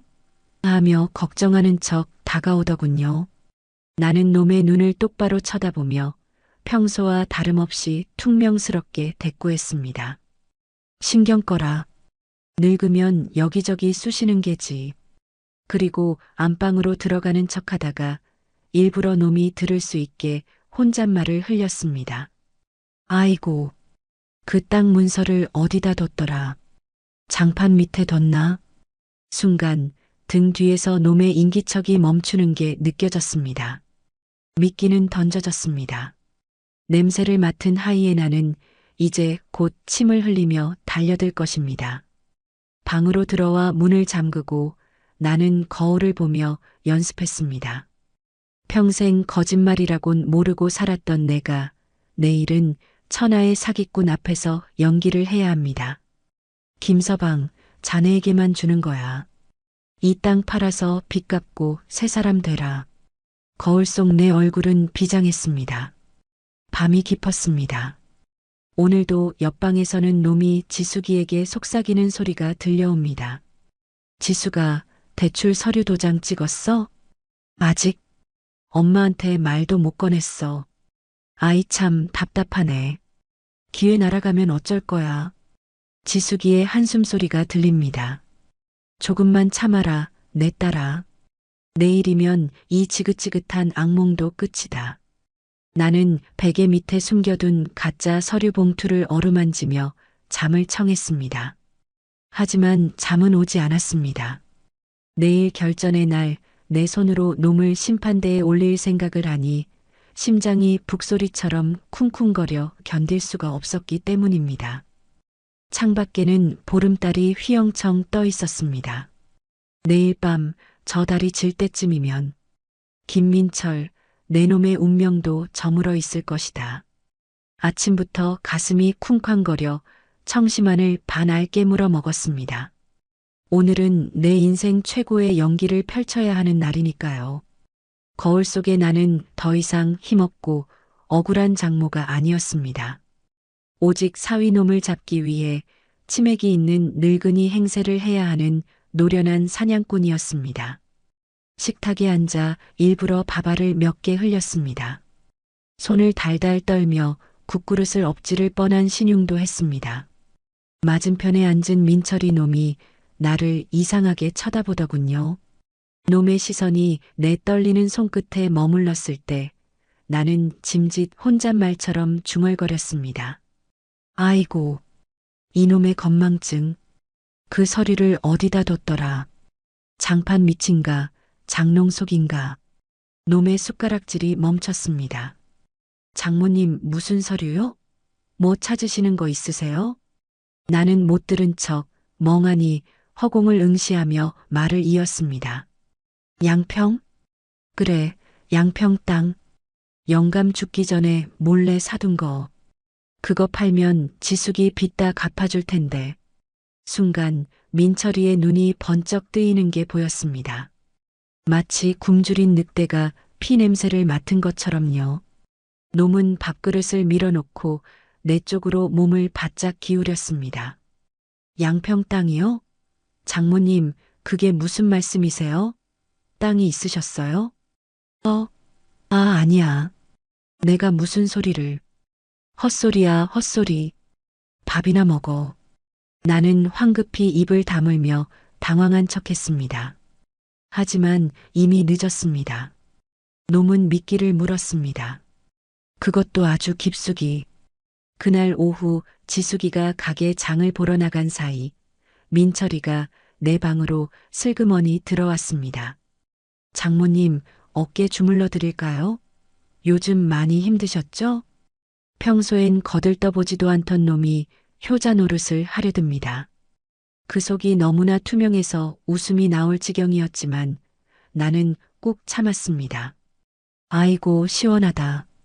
역시 사위밖에 없네. 나는 놈의 손길을 받으며 눈을 감았습니다. 놈은 내 어깨를 주무르면서도 시선은 계속 장롱 쪽을 향하고 있을 겁니다. 내가 아침에 장롱이라고 흘렸으니까요. 근데 장모님, 아까 말씀하신 양평 땅 말이에요. 그거 진짜예요? 제가 도와드릴 수 있는데. 놈이 드디어 본색을 드러냈습니다. 나는 한참을 망설이는 척하다가 장롱 깊숙한 곳에서 누런 서류 봉투를 꺼냈습니다. 어제 문방구에서 사온 봉투에 10년 전 영수증이랑 낡은 집문서, 복사본을 섞어 넣어 두툼하게 만든 가짜 미끼였습니다. 이거 자네한테만 보여주는 거야. 지숙이 알면 또 빚 갚는데 다 쓴다고 난리 칠까봐. 나는 떨리는 손으로 봉투를 건넸습니다. 놈이 봉투를 낚아채듯 가져가더니 내용물을 확인했습니다. 한자투성이인 낡은 서류들. 놈은 한자를 잘 모르니 대충 토지라는 글자와 붉은 인주 자국만 보고도 눈이 뒤집힌 모양이었습니다. 와, 이거 대박인데요? 장모님, 이거면 평수도 꽤 되고 시세로 치면 못해도 5억은 나오겠는데요? 5억. 놈의 입에서 침이 튀었습니다. 내가 5만 원 주고 만든 가짜 서류가 5억으로 둔갑하는 순간이었습니다. 5억? 그렇게나 많이 쳐줘? 아이고, 그럼 우리 지숙이 건물 담보 안 잡아도 되겠네. 내 말에 놈의 표정이 잠시 일그러졌지만 이내 탐욕스러운 미소로 바뀌었습니다. 그럼요. 이거 당장 현금화해서 제가 사업 자금 쓰고 지숙이 빚도 갚고 장모님 호강도 시켜드리고. 놈은 벌써부터 그 돈을 제 돈인 양 떠들어댔습니다. 나는 이때다 싶어 쐐기를 박았습니다. 근데 김서방, 문제가 하나 있어. 이 땅이 영감이 도박빚 대신 받은 거라 명의가 좀 복잡해. 이거 해결하려면 그쪽 사장을 만나야 하는데 내가 늙어서 갈 수가 있어야지. 사장이요? 어디 있는데요? 제가 모시고 갈게요. 놈은 낚싯바늘이 목구멍에 걸린 줄도 모르고 펄떡거렸습니다. 저기 화곡동 쪽에 비닐하우스 같은 데서 만난다고 하던데. 화곡동 비닐하우스? 내가 그 단어를 내뱉는 순간 민철이의 눈빛이 미세하게 흔들렸습니다. 놈도 바보는 아닙니다. 화곡동 비닐하우스라면 자신이 드나드는 도박장 근처라는 걸 알 테니까요. 화곡동이요? 거긴 좀 위험한 데 아닌가? 놈이 의심의 눈초리를 보냈습니다. 심장이 덜컥 내려앉았습니다. 여기서 놈이 발을 빼면 모든 게 수포로 돌아갑니다. 나는 마지막 카드를 꺼내 들었습니다. 치매 연기와 돈 욕심. 위험하긴 뭐가 위험해. 돈 준다는데 그 사장이 오늘 밤에만 현금으로 5억 준다고 했단 말이야. 안 가면 말아라. 내가 지숙이한테 얘기해서 같이 가자고 할 테니까. 나는 봉투를 다시 뺏으려 했습니다. 그러자 민철이가 기겁을 하며 봉투를 끌어안았습니다.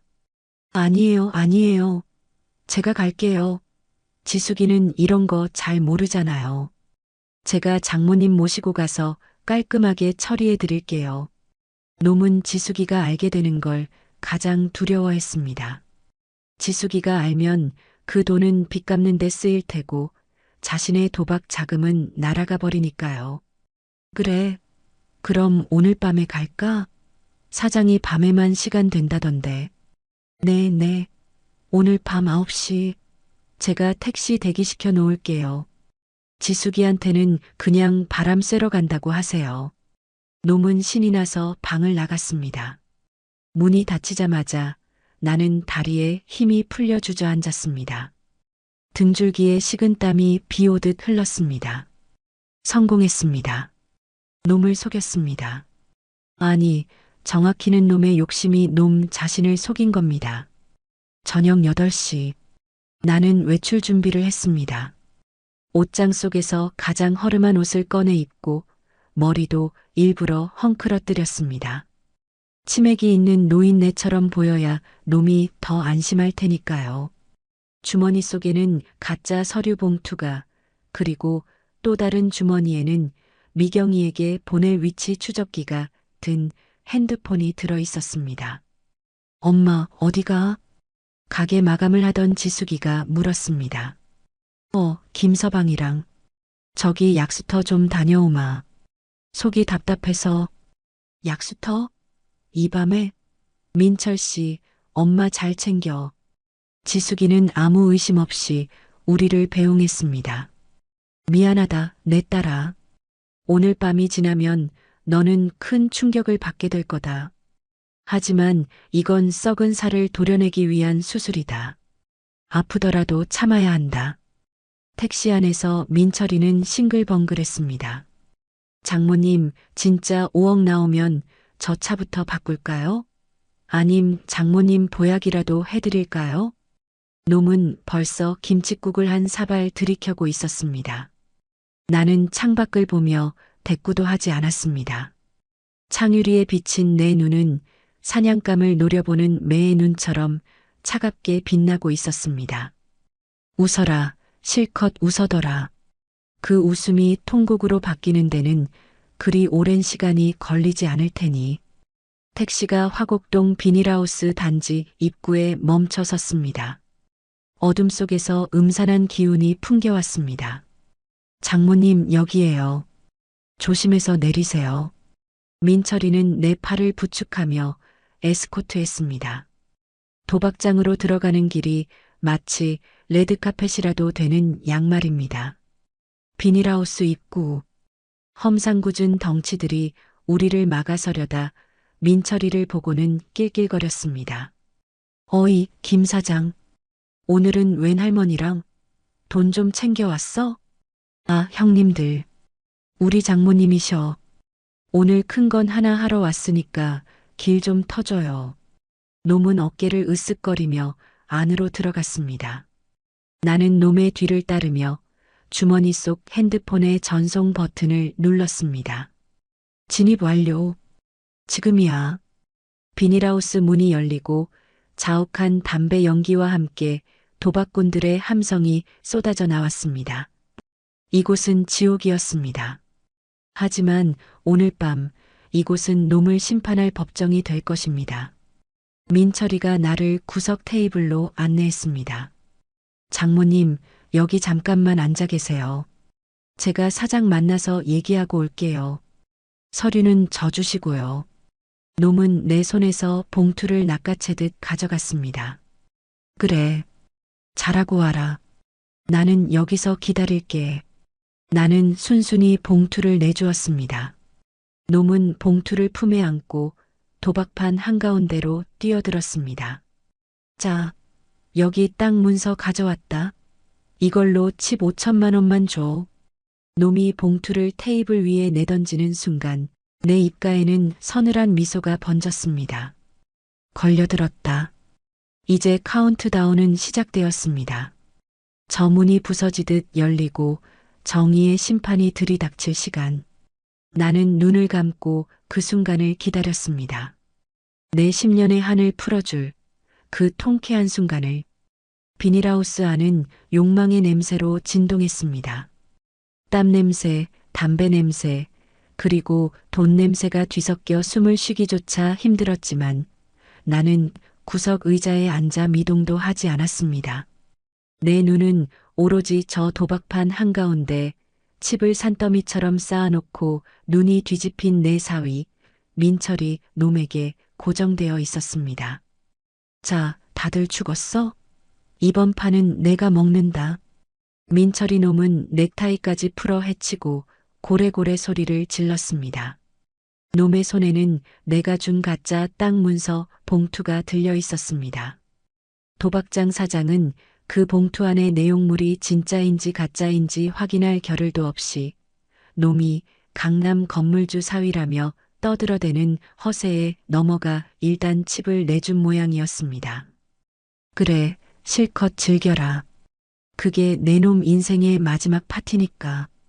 나는 주머니 속 핸드폰을 꽉 쥐었습니다. 화면에는 미경이가 보낸 문자가 떠 있었습니다. 진입 1분 전. 어머니, 절대 움직이지 마세요. 1분. 그 1분이 내게는 10년 같았습니다. 민철이 놈은 딜러가 패를 돌리는 손놀림에 홀린 듯 시선을 떼지 못했습니다. 침을 꼴깍 삼키는 놈의 모굴대가 보였습니다. 장땡이다. 장땡이야. 놈이 패를 확인하고는 뛸 듯이 기뻐하며 테이블 위로 올라갈 기세였습니다. 이 돈 다 내 거야. 이제 빚 다 갚고 강남으로 간다. 놈의 광기 어린 외침이 비닐하우스 천장을 찔렀습니다. 그 순간이었습니다. 쾅! 비닐하우스 철문이 종이장처럼 뜯겨나가며 굉음이 울렸습니다. 꼼짝 마. 서울지방경찰청이다. 전원 손머리 위로. 움직이면 쏜다. 검은 제복을 입은 형사들이 파도처럼 밀려 들어왔습니다. 순식간에 도박장은 아수라장이 되었습니다.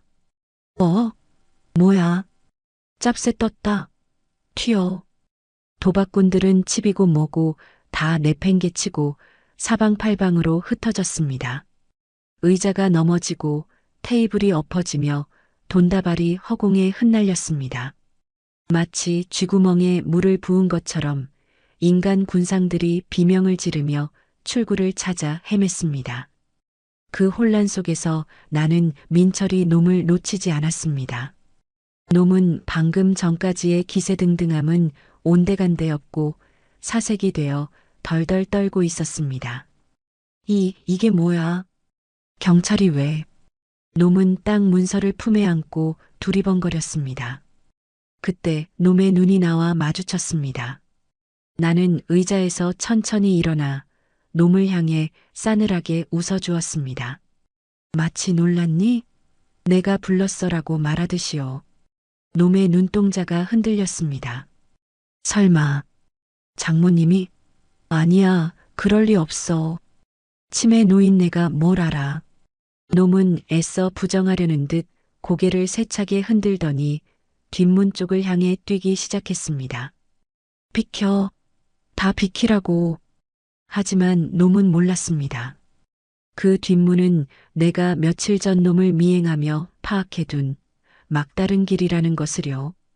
게다가 그곳에는 이미 미경이 남편이 배치해둔 형사들이 지키고 있을 터였습니다. 어딜 도망가? 형사 하나가 놈의 뒷덜미를 낚아챘습니다. 이거 나 아니야. 나 그냥 구경 온 거야. 놈은 발버둥을 쳤지만 역부족이었습니다. 형사는 놈을 바닥에 매다 꽂고 등 뒤로 수갑을 채웠습니다. 철컥. 그 차가운 금속음이 내 귀에는 세상 그 어떤 음악보다 아름답게 들렸습니다. 김민철 씨 상습 도박 및 사기 혐의로 체포합니다. 당신은 묵비권을 행사할 수 있고 미란다 원칙이 낭독되는 동안 놈은 흙바닥에 얼굴을 쳐박고 짐승처럼 헐떡였습니다. 나는 천천히 아주 천천히 놈에게 다가갔습니다. 형사들이 현장을 정리하고 도박꾼들을 줄줄이 굴비 엮듯 끌고 나가는 와중에도 내 주변의 공기만은 차갑게 가라앉아 있었습니다. 내 그림자가 놈의 얼굴 위로 드리워졌습니다. 놈이 고개를 들어 나를 올려다보았습니다. 흙투성이가 된 얼굴, 터진 입술, 그리고 공포와 원망이 뒤섞인 눈빛. 자, 장모님, 이게 어떻게 된 거예요? 놈이 기어들어가는 목소리로 물었습니다. 나는 허리를 숙여 놈의 귓가에 속삭였습니다. 10년 전 놈이 내 딸에게 빚만 남기고 도망치던 날 해주고 싶었던 그 말을 이제야 돌려줄 때가 된 것입니다. 김서방, 내가 말했지? 땅 문서 해결하려면 사장을 만나야 한다고. 네, 그게 무슨... 그 사장이 바로 경찰이란다. 내가 너한테 준 선물이야. 마음에 드냐? 놈의 눈이 찢어질 듯 커졌습니다. 그럼 그 땅 문서도 치매도 다? 그래, 다 가짜다. 내 놈 욕심이 만들어낸 헛것이지. 나는 주머니에서 놈이 그렇게 탐내던 가짜 땅 문서 봉투를 꺼내 놈의 눈앞에서 찢어버렸습니다. 푹푹. 종이 조각들이 눈처럼 놈의 머리 위로 흩날렸습니다. 아, 안 돼. 내 돈, 내 5억. 놈은 수갑찬 손으로 찢어진 종이 조각을 잡으려 발버둥 쳤습니다. 끝까지 돈 타령이었습니다. 정말 구제불능인 놈. 끌고 가세요. 내 말 한마디에 형사들이 놈을 일으켜 세웠습니다. 질질 끌려가면서도 놈은 나를 향해 악을 썼습니다. 이 늙은 여우가 두고 보자. 내가 나가면 가만 안 둬. 가만 안 둬? 하, 웃기고 있네. 내가 다시 이 세상 빛을 볼 때는 내 손자 준호가 대학 졸업하고 장가갈 때쯤이나 될 거다. 그리고 그때쯤이면 너는 이미 내 딸의 기억 속에서도 지워진 먼지 같은 존재일 테고. 경찰차 사이렌 소리가 요란하게 울리며 놈을 태우고 떠났습니다. 비닐하우스 밖으로 나오니 밤 공기가 상쾌했습니다. 10년 묵은 체증이 쑥 내려가는 것 같았습니다. 저 멀리서 미경이 남편인 김 반장님이 다가와 경례를 했습니다. 어머니 고생하셨습니다. 덕분에 일망타진했습니다. 김민철 씨, 이번엔 못 빠져나갑니다. 상습 도박에 문서 위조 행사, 사기 미수까지. 콩밥 좀 오래 먹을 겁니다. 고맙네, 김 반장. 정말 고마워. 나는 김 반장의 손을 꼭 잡았습니다. 눈물이 핑 돌았습니다. 억울해서가 아니라 이제야 비로소 내 딸과 손자를 지킬 수 있게 되었다는 안도감 때문이었습니다. 핸드폰이 울렸습니다. 지숙이었습니다. 엄마 어디야? 약수터 갔다가 왜 안 와? 김서방은? 화면 속 딸의 이름을 보자 가슴 한구석이 아려왔습니다. 이제 가서 말해줘야 합니다. 내 남편이 어떤 놈인지, 그 10년의 사랑이 얼마나 허망한 것이었는지. 아프겠지요. 많이 울겠지요. 하지만 썩은 살은 도려내야 새 살이 돋는 법입니다. 나는 눈물을 닦고 택시를 잡았습니다. 아저씨, 집으로 갑시다. 우리 딸이 기다려서요. 차창 밖으로 보이는 달이 참 밝았습니다. 10년 전 그날 밤처럼 차갑게 빛나던 달이 오늘은 어미의 승리를 축하해 주듯 환하게 웃고 있었습니다. 이제 가서 두 번째 장례식을 치러야겠습니다. 내 딸의 가슴 속에 남아있는 남편이라는 이름의 그 허상에 대한 장례식을 말입니다. 차가운 철창 사이로 스며드는 새벽빛은 그에게 희망이 아니라 고문이었습니다. 강서경찰서 유치장 구석, 민철은 웅크린 채 짐승처럼 헐떡이고 있었습니다. 어젯밤에 그 화려했던 도박장, 손에 쥐었던 칩의 감촉, 그리고 강남 건물주가 될 뻔했던 찰나의 환희가 신기루처럼 사라지고 남은 것은 손목을 옥죄는 수갑과 시멘트 바닥의 냉기뿐이었습니다. 놈은 아직도 상황 파악이 안 되는지 철창을 발로 차며 고래고래 소리를 질렀습니다. 아, 나 억울해. 나 이거 모함이야. 변호사 불러. 내 장모가 치매라서 헛소리한 거라고. 하지만 돌아오는 건 당직 경찰의 싸늘한 일갈뿐이었습니다. 아, 좀 조용히 합시다. 김민철 씨, 당신 혐의가 한두 개인 줄 알아? 상습 도박의 사기 미수, 문서 위조 행사, 거기다 10년 전 보험 사기 의혹까지. 콩밥 먹을 준비나 해. 그제야 놈은 털썩 주저앉았습니다. 보험 사기. 10년 동안 묻어두었던 그 비밀까지 들춰졌다는 사실에 놈의 눈동자가 지진 난 듯 흔들렸습니다. 나는 그 시각 집에서 지숙이의 머리를 빗겨주고 있었습니다. 밤새 한숨도 못 자고 퉁퉁 부은 눈으로 멍하니 앉아있는 내 딸. 지숙이는 어젯밤 경찰서에서 걸려온 전화를 받고 쓰러질 뻔했습니다. 남편분이 도박 현행범으로 체포됐습니다. 그 한마디가 지숙이의 10년 수뇌부를 산산조각 냈으니까요. 엄마, 정말 몰랐어. 10년 동안 나만 바보였어. 지숙이의 목소리는 갈라진 논바닥처럼 메말라 있었습니다. 빚 때문에 도망친 줄 알았어. 우리 살리려고 죽은 척한 줄 알았어. 그래서 불쌍해 죽는 줄 알았어.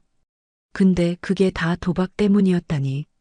그 돈으로 딴 여자랑 뒹굴고 하우스에서 밤을 샜다니. 나는 말없이 지숙이의 어깨를 감싸 안았습니다. 울어라. 실컷 울어. 골문 건 터트려야 낫는다. 지숙이는 내 품에 얼굴을 묻고 짐승 같은 울음을 토해냈습니다. 10년 전 남편의 영정사진 앞에서 흘렸던 눈물이 슬픔이었다면 지금 흘리는 눈물은 배신감과 자기 혐오, 그리고 끓어오르는 분노였습니다. 오후 2시, 우리는 면회 신청을 했습니다. 마지막으로 끝을 맺기 위해서였습니다. 경찰서 면회실의 공기는 무거웠습니다. 두꺼운 투명 아크릴판 너머로 민철이가 끌려 나왔습니다. 하루 만에 10년은 늙어버린 듯한 몰골, 헝클어진 머리, 덥수룩한 수염, 초점 없는 눈. 놈은 우리를 보자마자 털썩 무릎을 꿇고 수화기를 낚아채듯 들었습니다. 지수가, 장모님, 저 좀 살려주세요. 이거 다 오해예요. 제가 설명할게요. 놈의 목소리는 떨리고 있었습니다. 비굴함이 뚝뚝 묻어나는 그 목소리에 나는 구역질이 날 것 같았습니다. 나는 팔짱을 낀 채 지숙이에게 눈짓했습니다. 내가 해라. 내가 끊어내야 한다. 지숙이는 떨리는 손으로 수화기를 들었습니다. 그 손끝이 하얗게 질려 있었습니다. 오해? 뭐가 오해인데? 당신이 10년 동안 도박장에서 살았던 거? 아니면 어젯밤 엄마 땅 문서 들고 튀어서 도박한 거? 아니야. 그건 내가 잠시 모에 씌어서 다 널 위해서 그런 거야. 우리 준호 유학 보내고 강남 아파트 사서 너 호강시켜 주려고. 내가 10년 동안 얼마나 너 보고 싶어 했는지 알잖아. 보고 싶어 해? 지숙이의 눈에서 파란 불꽃이 튀었습니다. 보고 싶어 하는 사람이 10년 동안 연락 한 번 안 해? 빚쟁이들이 가게 엎을 때, 우리 준호가 아빠 없다고 놀림당해서 올 때, 당신 어디 있었어? 강원랜드에 있었잖아. 경마장에 있었잖아. 지숙이는 가방에서 두툼한 서류 뭉치를 꺼내 아크릴판에 척 하고 붙였습니다. 경찰 조사를 통해 확보한 놈의 지난 10년간의 행적, 강원랜드 출입 기록, 경마장 베팅 내역, 그리고 수많은 대부업체 차용증들. 그 종이 쪼가리들이 놈의 사랑 타령이 얼마나 추악한 거짓말인지를 증명하고 있었습니다. 이게 내가 말한 사랑이야? 이게 내가 말한 희생이고? 지숙이의 목소리가 면회실을 쩌렁쩌렁 울렸습니다. 넌 날 사랑한 게 아니야. 넌 그냥 뜯어먹을 호구가 필요했던 거야. 10년 전에는 내 퇴직금 뜯어먹고 이번에는 엄마 건물 뜯어먹으려고 온 거잖아. 민철이는 할 말을 잃고 입만 뻐끔거렸습니다. 명백한 증거 앞에서 놈의 혓바닥은 더 이상 춤을 추지 못했습니다. 지숙이는 마지막으로 봉투 하나를 더 꺼냈습니다. 이혼소송 소장 그리고 친권 포기 각서. 도장 찍어. 아니, 안 찍어도 상관없어. 이 증거들이면 재판 이혼으로 가도 내가 이겨.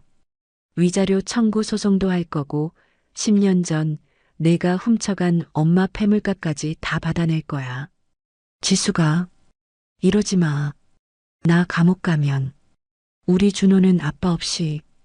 준호 입에 올리지 마. 지숙이가 벌떡 일어났습니다. 준호가 그러더라. 아빠라는 사람이 냄새나서 싫다고.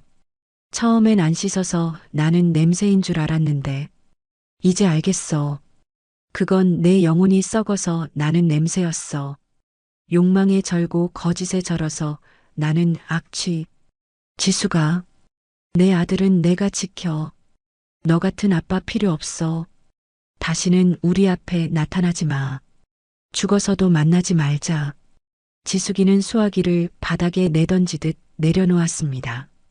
쾅! 그 소리가 마치 10년의 악연을 끊어내는 단두대의 칼날 소리처럼 들렸습니다. 나는 자리에서 일어나며 마지막으로 놈을 노려보았습니다. 놈은 유리벽을 두드리며 울부짖고 있었습니다. 장모님, 장모님은 아시잖아요. 저 좀 도와주세요. 제가 잘못했어요. 나는 천천히 입을 열었습니다. 유리벽 때문에 목소리는 들리지 않겠지만 내 입모양만으로도 놈은 충분히 알 것입니다. 김서방, 내가 말했지. 2번의 장례식은 없다고. 나는 10년 전 놈이 죽었다고 했을 때 3일장을 치렀습니다. 상복을 입고 향을 피우고 곡을 하며 사위를 떠나보냈습니다. 그때 내 마음속의 사위 김민철은 이미 죽어 땅에 묻혔습니다. 지금 저기 갇혀있는 놈은 내 사위가 아닙니다. 그저 내 사위의 탈을 쓴 악기일 뿐입니다. 악기는 구슬해서 쫓아내야지 제사상을 차려줄 수는 없는 법입니다. 나는 뒤도 돌아보지 않고 면회실을 나갔습니다. 등 뒤에서 놈의 처절한 비명이 들려왔지만 내 발걸음은 깃털처럼 가벼웠습니다. 마치 발목에 채워져 있던 10년 묵은 족쇄가 풀린 기분이었습니다. 경찰서 정문을 나서자 차가운 겨울바람이 훅 끼쳐왔습니다. 지숙이는 비틀거렸습니다. 모든 에너지를 쏟아부은 탓이겠지요. 나는 말없이 지숙이의 손을 꼭 잡았습니다. 그 손은 얼음장처럼 차가웠지만 맞잡은 내 손의 온기가 천천히 전해지고 있었습니다. 엄마, 나 이제 어떡해? 10년 동안 기다린 게 고작 이거야? 내 청춘, 내 마음, 다 쓰레기통에 처박힌 것 같아. 지숙이가 길바닥에 주저앉아 흐느꼈습니다. 나는 지숙이를 일으켜 세우며 놈이 갇혀 있는 경찰서 건물을 가리켰습니다. 지수가 잘 봐라. 저기는 쓰레기 소각장이다. 내가 버린 건 청춘이 아니라 내 인생을 갉아먹던 암덩어리야. 엄마, 아프지? 쓰리지? 당연하다. 생사를 도려냈는데 안 아플 리가 있나? 하지만 지수가 썩은 살은 도려내야 새 살이 돋는다. 놔두면 온몸으로 퍼져서 너도 죽고 준호도 죽어. 이제 울 만큼 울었으면 가자. 준호 기다리겠다.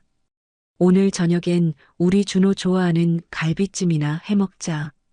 놈 주려고 샀던 고기 말고 내 새끼들 먹일 진짜 좋은 고기로. 지숙이는 눈물을 닦고 고개를 끄덕였습니다. 응, 엄마. 가자. 배고프다. 우리는 서로를 부축하며 집으로 향했습니다. 등 뒤로 석양이 지고 있었습니다. 붉게 타오르는 노을이 10년의 한을 태워버리는 것 같았습니다. 시간은 공평하게 흘러 어느덧 계절이 바뀌었습니다. 겨울이 가고 봄이 왔습니다. 가게 앞 목련 나무에 하얀 꽃망울이 맺혔습니다. 10년 전 놈이 떠날 때도 목련이 피었었는데 올해 피는 목련은 유난히 더 희고 곱습니다. 가게 안은 여전히 손님들로 북적입니다. 하지만 분위기는 예전과 다릅니다. 그늘이 사라졌습니다. 사장님, 여기 깍두기 좀 더 주세요. 네, 갑니다. 지숙이는 이제 더 이상 슬픈 과부의 얼굴이 아닙니다. 화장기 없는 얼굴이지만 누구보다 당당하고 생기 넘치는 사장님의 얼굴입니다. 주방에서 국자를 휘두르는 솜씨가 제법 맵습니다. 엄마 간 좀 봐봐. 이번 겉절이 끝내주지. 오냐, 아주 딱이다. 너 이제 시집 가도 되겠다. 어휴, 시집은 무슨. 나 이제 남자라면 징글징글해. 엄마랑 준호랑 평생 이렇게 살 거야. 지숙이는 깔깔 웃으며 내 입에 김치를 넣어줍니다. 매콤하고 아삭한 그 맛이 꼭 우리네 인생 같습니다. 맵고 쓰린 날 지나고 나니 이렇게 감칠맛 나는 날이 오는구나 싶어서요. 준호는 중학생이 되었습니다. 교복 입은 모습이 제법 의젓합니다. 할머니, 나 다녀올게요. 그래, 차 조심하고. 오늘 학교 끝나고 바로 올 거지? 응. 오늘 할머니 생신이잖아. 내가 케이크 사올게. 준호는 이제 아빠 이야기를 꺼내지 않습니다. 가끔 놈의 감옥행 소식이 들려올 때면 징역 3년 6개월이 확정되었다고 합니다. 준호는 그저 채 타고 맙니다. 아이도 아는 겁니다. 자신을 지켜준 사람이 누구인지, 진짜 사랑이 무엇인지. 저녁이 되자 가게 문을 닫고 조촐한 생일 파티를 열었습니다. 케이크에 촛불이 켜지고 지숙이와 준호가 생일 축하 노래를 부릅니다. 사랑하는 할머니 생신 축하합니다. 촛불을 끄기 전 나는 잠시 눈을 감고 소원을 빌었습니다. 하느님, 부처님, 조상님, 더도 말고 덜도 말고 지금만 갖게 해주십시오. 내 딸 눈에 더 이상 눈물말을 날 없게 해주시고 내 손자 구김살 없이 자라게 해주십시오. 그리고 저 감옥에 있는 놈 부디 거기서 평생 썩게 해주십시오. 마지막 소원은 좀 독한가요? 하지만 어쩌겠습니까? 나는 성인군자가 아니라 자식 지키느라 독이 바짝 오른 어미인 것을. 촛불을 후 불어 껐습니다. 어둠 속에서 박수 소리가 터져 나오고 다시 환한 불이 켜졌습니다. 지숙이가 봉투 하나를 내밀었습니다. 엄마 선물. 이거 엄마가 10년 동안 준호 대학 등록금 하라고 모은 통장이야.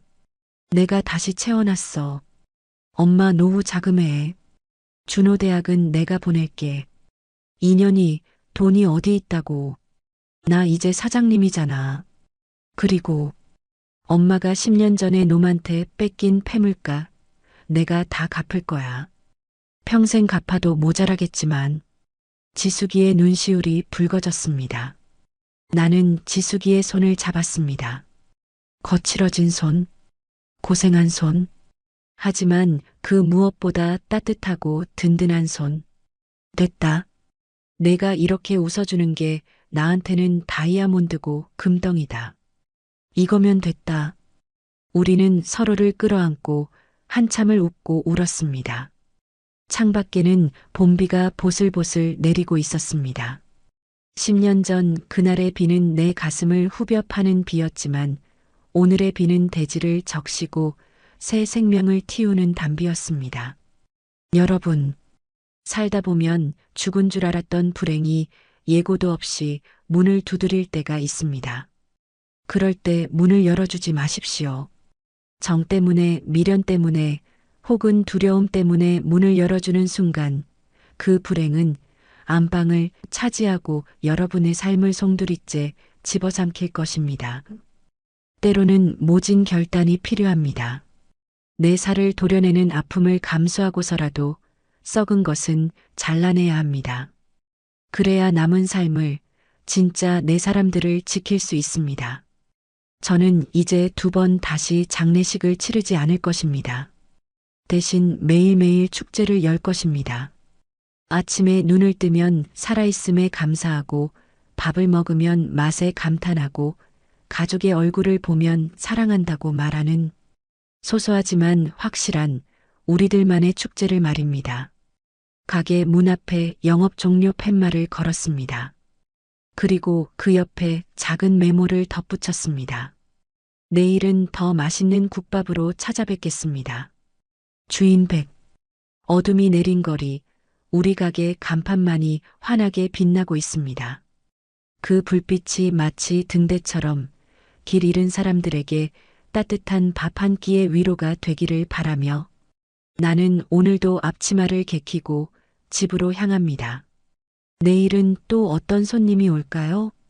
누가 오든 상관없습니다. 이제 나는, 그리고 우리는 그 어떤 시련이 와도 끄떡없을 만큼 단단해졌으니까요. 이 이야기는 가족이라는 이름 뒤에 숨은 탐욕이 얼마나 무서운지, 그리고 자식을 지키려는 어머니의 사랑이 얼마나 강인하고 위대한지를 보여주고 있습니다. 우리네 인생에는 도저히 이해할 수 없는 시련이 불쑥 찾아오기도 합니다. 옥부님처럼 죽은 줄 알았던 악연이 되살아나 평화로운 일상을 위협할 수도 있고, 지숙 씨처럼 믿었던 사랑에 배신당해 삶의 방향을 잃을 수도 있죠. 하지만 중요한 건 그 폭풍우 속에서 우리가 무엇을 선택하느냐입니다. 썩은 살을 도려내는 아픔을 감수하고서라도 나를 지킬 것인가, 아니면 정에 이끌려 함께 침몰할 것인가. 옥부님과 지숙 씨는 용기 있는 결단을 내렸고 그 덕분에 비로소 진짜 봄을 맞이할 수 있었습니다. 어쩌면 여러분의 삶에도 끊어내지 못한 악연이나 해결하지 못한 마음의 짐이 남아있을지도 모릅니다. 오늘 옥부님의 통쾌한 이야기가 여러분에게도 묵은 체증을 날려버릴 시원한 용기가 되었기를 바랍니다. 과거의 아픔은 훌훌 털어버리세요. 여러분의 남은 날들은 매일이 축제여야 하니까요. 오늘 이야기가 마음에 와닿으셨다면 댓글로 여러분의 생각과 감상도 들려주세요.